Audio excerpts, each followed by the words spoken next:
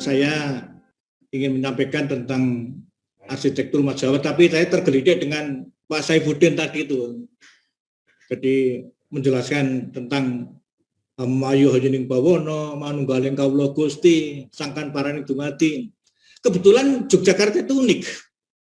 Jadi AB1 sebagai arsitek keraton dan kota Yogyakarta itu kan menciptakan keratonnya itu penuh dengan filosofi. Antara lain bahwa keraton itu terletak di dataran diapit oleh 6 sungai yang simetris. Ada di sebelah timur ada Sungai Code, Sungai Gajahwong, Sungai Opak, sebelah barat ada Kali Winongo, Kali Bedok, Kali Progo. Di selatan ada Laut Selatan dan di utara ada Gunung Merapi. Maka itu disebut dengan daerah sanctuary area. Nah, hubungan antara Laut Selatan, Keraton dan Gunung Merapi itu disebut dengan sumbu imajiner. Kemudian juga menciptakan panggung kerapiak dan tugu. Nah, panggung kerapiak Keraton Tugu itu disebut dengan sumbu filosofi. Nah, yang Hamayu Hajining Bawono tadi itu hubungan Laut Selatan dengan Keraton, dan Keraton dan Gunung Merapi itu hubungan manusia dengan Tuhannya atau hablum minallah. Nah, maka hubungan antara panggung kerapiak dan keraton itu Sangkaning Dumadi dan tugu ke keraton itu Paraning Dumadi. Nah, ini filosofi Yogyakarta jadi luar biasa. Jadi nanti dibicarakan season tersendiri, nanti saya tidak waktunya nanti. Saya hanya tergelitik tadi. Jadi unik itu makanya sumbu filosofi itu kan sekarang diajukan ke UNESCO untuk mendapatkan penghargaan warisan budaya dunia. Jadi kita akan bicara tentang rumah Jawa, bahwa orang itu di samping sandang pangan papannya di dalam filosofi Jawa itu, orang yang sudah berkeluarga itu harus ada kelengkapan hidup namanya. Orang Jawa itu senang dengan bahasa lambang. Maka itu diberi bahasa lambangnya itu. Harus punya curigo, wanito, wismo, turonggo, kukilo. Celakanya orang yang tidak mengetahui gitu loh. Tidak memahami curigo itu apa. Terus beli keris gitu loh. Padahal itu bukan itu jadi. Wanita itu perempuan, artinya bahwa dia sudah harus punya istri. Wismo itu rumah, turonggo itu kuda. Karena tidak tahu beli kuda, padahal tidak ngerti kuda itu. Nah, kemudian kukilo itu burung. Nah, nanti tidak ngerti terus tuku manuk. Jadi ini yang repot tadi. Padahal makna di balik itu sebenarnya para leluhur itu mengatakan bahwa orang yang sudah berkeluarga itu punya curigo itu punya pekerjaan atau profesi. Wanita itu punya istri. Wismo itu punya rumah. Turonggo itu punya kendaraan untuk bekerja. Dan kukilo itu punya hobi atau kesenangan supaya hidupnya awet gitu. Nah ini nih yang jadi. Kemudian kalau kita menceritakan perkembangan rumah tradisional Jawa, dan mohon maaf Bapak sekalian, nanti yang kami bicarakan baru sebatas arsitektur rumah Jawa. Karena apa? Karena waktunya yang terbatas. Jadi saya tidak memasukkan satu itu ornamen, terus yang kedua itu tentang lanskapnya tidak saya masukkan, terus yang ketiga itu tentang elemen struktur. Nah, tapi nanti itu ada buku saya yang terbit akhir bulan ini nanti tentang arsitektur rumah Jawa. Nah, kemudian arsitektur rumah Jawa itu sangat dipengaruhi oleh manusia. Mengapa manusia? Nah, karena manusia yang mempunyai rumah itu akan sangat berpengaruh. Makanya di Bali itu ada ilmu hasta kosali itu bahwa ukuran rumah di sana itu sesuai dengan ukuran orang yang mempunyai rumah itu atau yang menempati rumah itu. Jadi makanya ada kilan, ada pecak, ada depo, ada hasto dan sebagainya. Kemudian tradisi dan kepercayaan. Ini juga masih sangat kental di dalam orang membangun rumah di Jawa. Tapi meskipun ini sudah sekarang tergantung nuting zaman kelakoni tadi. Karena misalnya begini, rumah Jawa itu yang kebanyakan menghadap ke selatan gitu. Nah, sekarang kan juga sulit untuk menghadap ke selatan. Gitu. Ya saya kira di dalani itu yang menghadap ke situ loh. Nah, kemudian ada kepercayaan bahwa lanskap rumah itu mempunyai tanaman-tanaman tertentu yang akan sangat berpengaruh terhadap kebahagiaan orang yang menempati. Kemudian filosofi Jawa, ini pembagian ruangan, jadi dari yang profan, kemudian semi sakral, kemudian sakral, dan bahan yang tersedia. Jadi kita akan fleksibel rumah Jawa itu, bisa dari bambu, bisa dari bata, bisa dari kayu dan sebagainya. Dan teknik dan teknologi membangun. Itu sebabnya rumah Jawa itu terkenal dengan rumah yang tahan gempa. Nah, ini salah satu skema rumah Jawa yang paling lengkap. Yang paling depan adalah kunjungan nomor 5 itu, kemudian pendopo, kemudian Pringgitan yang nomor 9, kemudian Dalem Ageng nomor 10. Nah, di Dalem Ageng itu ada 3 sentong tengah yang paling disakralkan, sentong tengen dan sentong kiwo. Terus kemudian di belakang itu adalah gadri, terus di belakangnya pawon, dan kiri-kirinya semitris itu adalah gandok kiwo dan gandok tengen. Ini nih tata ruang rumah Jawa. Ini pun nanti dibedakan. Ini contoh gambar kalau pendoponya itu menjadi satu dengan Pringgitan. Nah, kalau pendoponya menjadi satu dengan Pringgitan, maka di depan pendopo itu harus ada kunjungannya. Karena apa? Karena kunjungan itu tempat untuk kendaraan berhenti di situ bagi yang punya rumah selama akan dia bepergian. Nah, ini contoh tata ruang rumah Jawa yang pendoponya gandeng dengan Pringgitan. Nanti juga ada yang tidak gandeng dengan Pringgitan. Nah, ini yang jarang sekali kita perhatikan.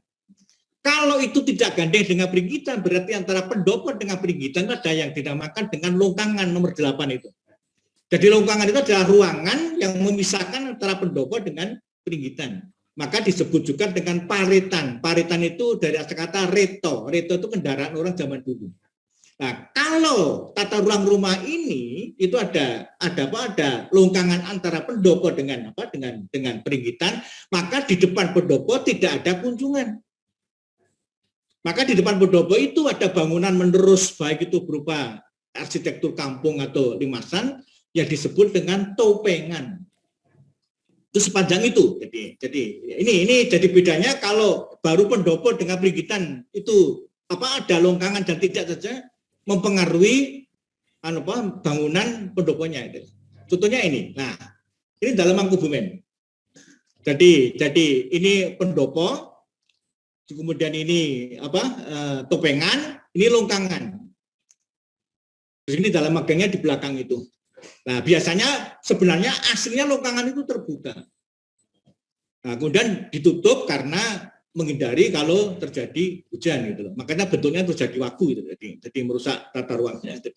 Ini contohnya. Jadi contohnya longkangan. Jadi ini kemudian, nah ini topengannya. Jadi topengannya itu memanjang sepanjang pendopo. Jadi kalau ada bangunan yang seperti ini, berarti antara pendopo dengan Pringgitan mesti ada longkangan, ada jalannya. Itu sebagai titenan. Tetapi, nah ada tetapinya Bapak Ibu. Yang namanya topengan seperti ini khusus di daerah Gunung Kidul, itu beda. Itu namanya bukan topengan tapi lintring.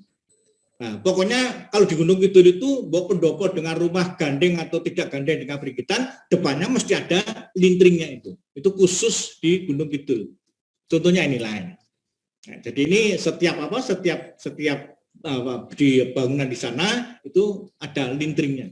Terus di belakangnya baru pendopo. Ini lintring di Pelayan di Gunung Kidul. Nah, kemudian kearifan rumah Jawa itu bisa dilihat dari beberapa segi.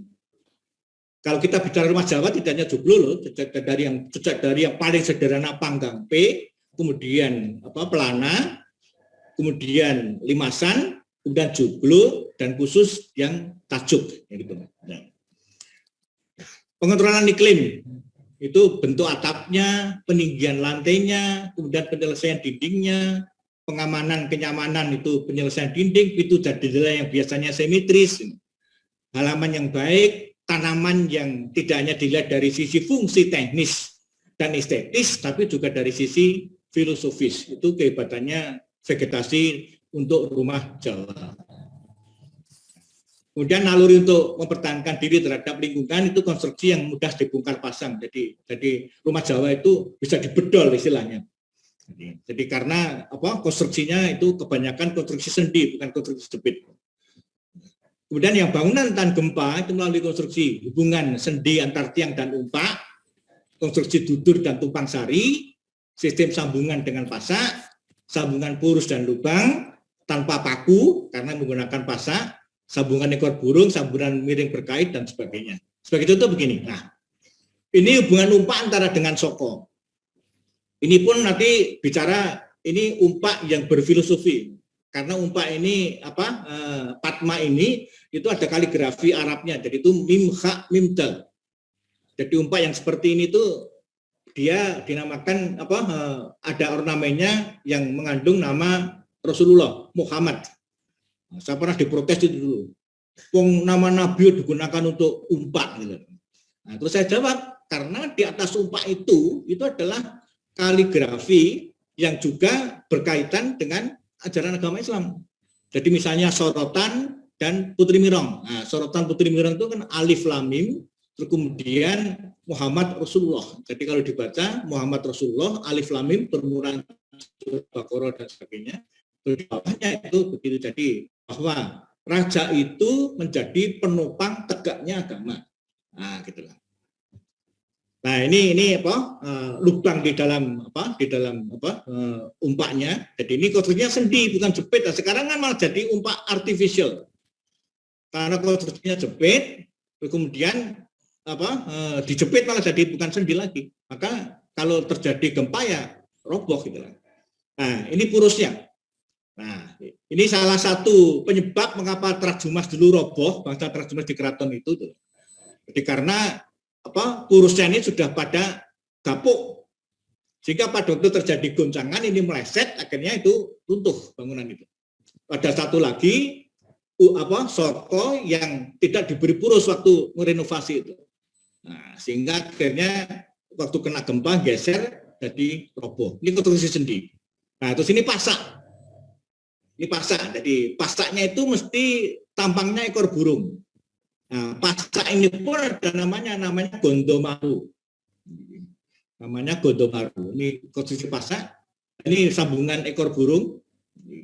Ini KBG 1 dulu. Nah, terus ini konstruksi tumpang sari.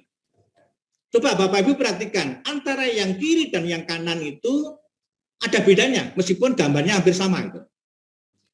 Artinya apa? Yang sebelah kiri itu belandar di atas pamidangan ini, ya, itu ada 1, 2, 3, 4. Di ini juga 1, 2, 3, 4. Yang di sebelah luar namanya lar-laran atau belandar lar-laran, yang di sini namanya belandar singup. Ini arsitektur Jogja. Jadi kalau di Jogja itu jumlah belandar tumpang, lar-laran sama singupnya itu jumlahnya mesti sama dan genap. Yang kanan itu adalah tumpang sari Surakarta. Tumpang sari Surakarta itu antara lar-laran dengan singupnya itu ganjil dan berselisih 2. Jadi yang sebelah dalam itu mesti ganjil dan lebih banyak susunannya daripada belandar lar-larannya.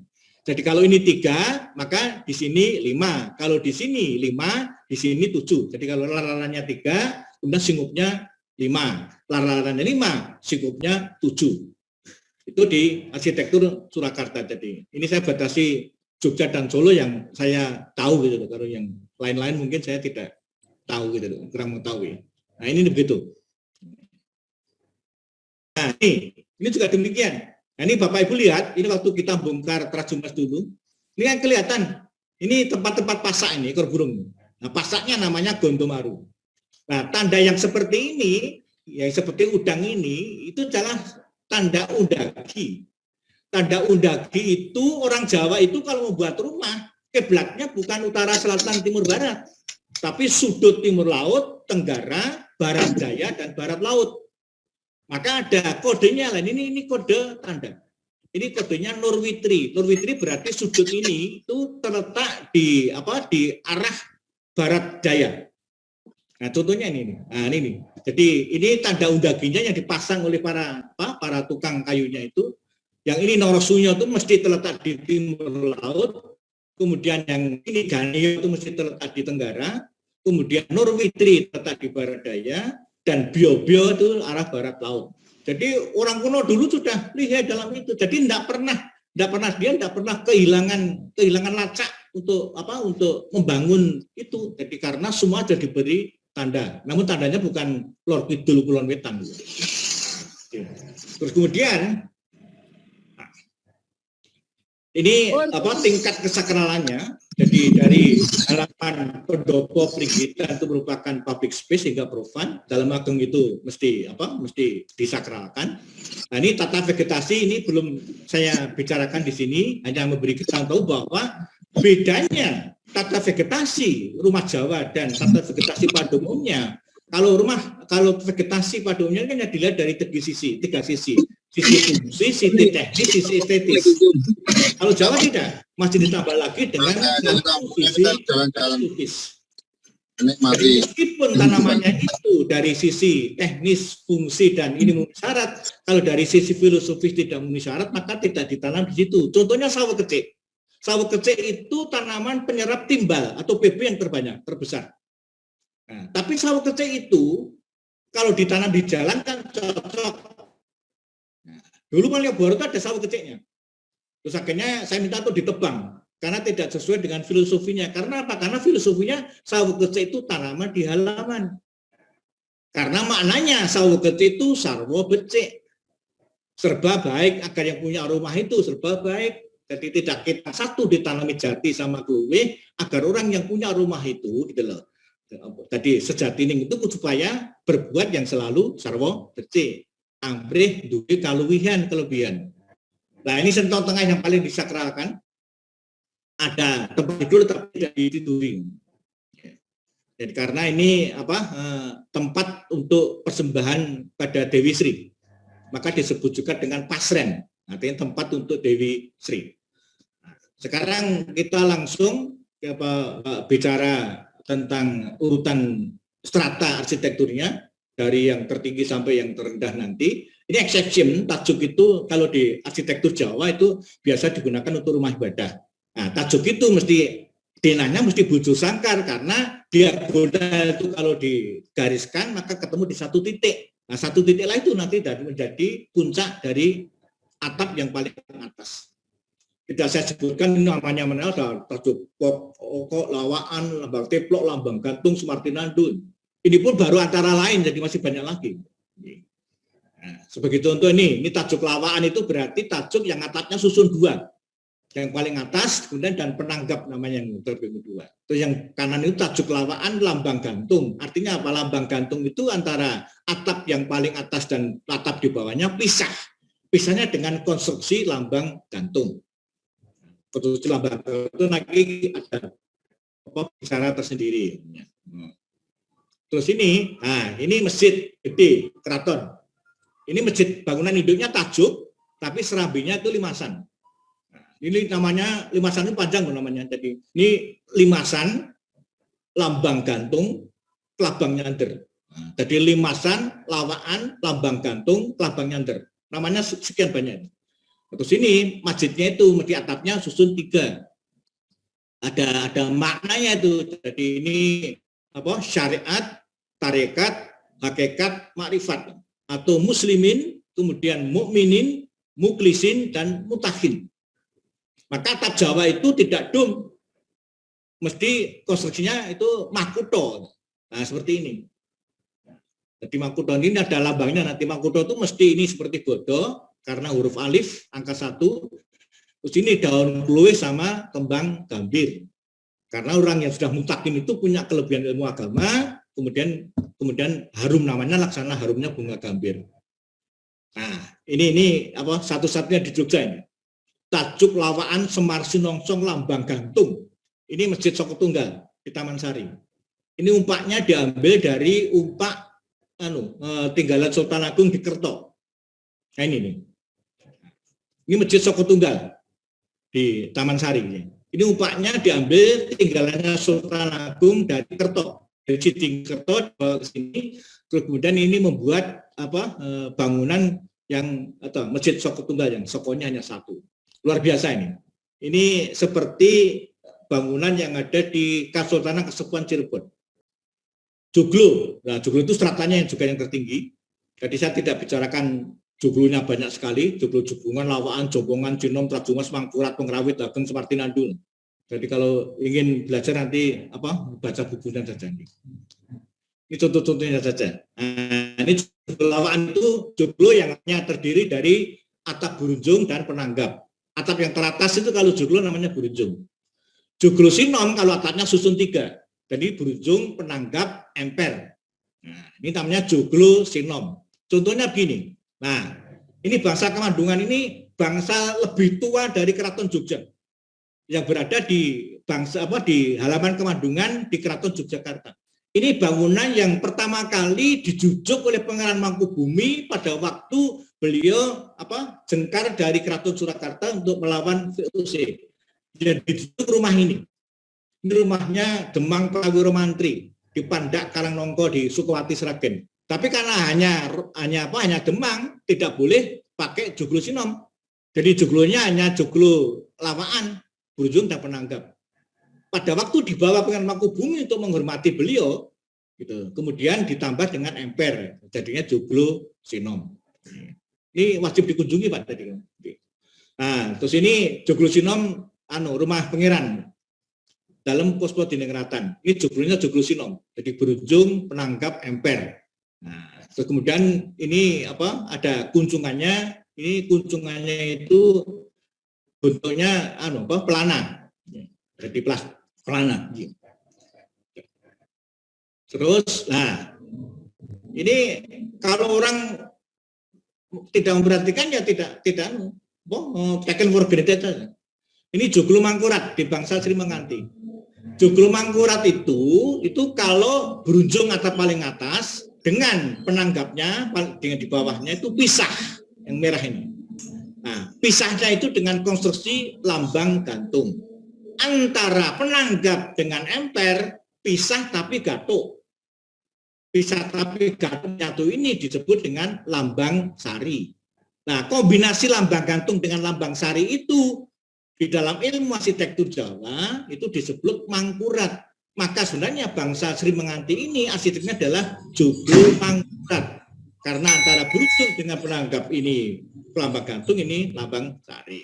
Nah, ini artinya detailnya silakan sendiri. Limasan juga demikian, banyak sekali joglo Ageng di Mangkunegaran.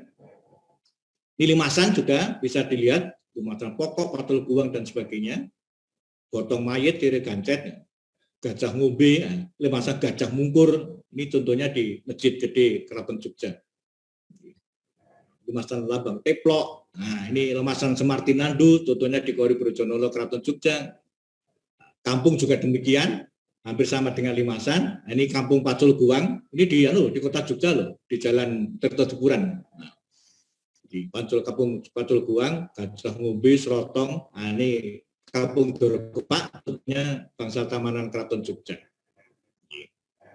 Ini Panggang P yang paling sederhana. Nah, ini nanti bisa lihat buku saya saja.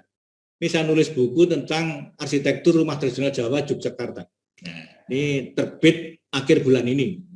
Cuma sayangnya tidak dijual gitu. Jadi karena ini diragati dengan APBD maka tidak boleh dijual. Kalau minta malah boleh. Dengan catatan kalau persediaan masih ada. Gitu. Nah, di sini contoh Contoh ornamen yang belum saya sampaikan. Nanti mungkin lain waktu. Nah, ini joglo di Sentolo. Ini dulu kantor bupati, kemudian dibeli oleh orang kaya di Sentolo, namanya Haji Jamal. Nah, ini kos Kota Gede, namanya konstruksi Bau Danyang. Ini hanya ada di Kota Gede. Kalau di luar Kota Gede ada seperti itu, berarti niru Kota Gede. Itu khasnya Kota Gede. Ini ornamen yang tidak boleh ditiru di luar. Ini hanya boleh di keraton, jadi karena ini termasuk ornamen awisan. Maka para arsitek jangan sampai membuat ornamen yang seperti ini. Ini sejak dari Praban, Putri Mirong, Sorotan, kemudian Praban, Tlacapan, Mayangkoro. Nanti mungkin semester depan kita lanjutkan. Terima kasih. Wassalamualaikum warahmatullahi wabarakatuh.